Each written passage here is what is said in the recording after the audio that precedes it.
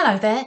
My name's Angela Ward. I'm a holistic therapist and trainer, and I've just written an article around kidney stones and gallstones and what alternative therapies you can use or alternative medicines that you can use to help break down the gallstones and the kidney stones, but also to if you do have to have surgical removal of stones, not gallbladder, but stones, how to prevent them from coming back.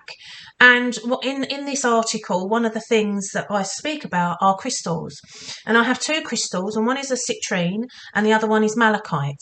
And both of these are really good. This one is really good for stimulating the solar plexus, which is just below your just above your navel.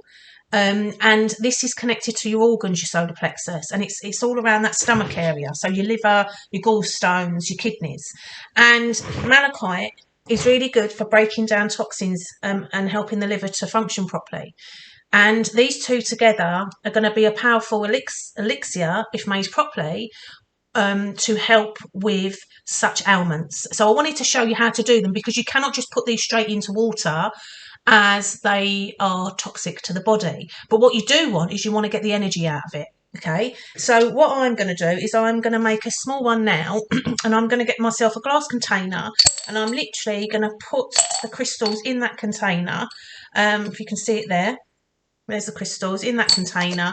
Put a lid on it, and then I've got another glass that I'm going to then fill up with bottled water. It's really important you use bottled water, especially as they're saying now that fluoride is being pumped into our tap water, and that we don't want. So once you've done that, which I have, so I'm going to just leave that in there like that.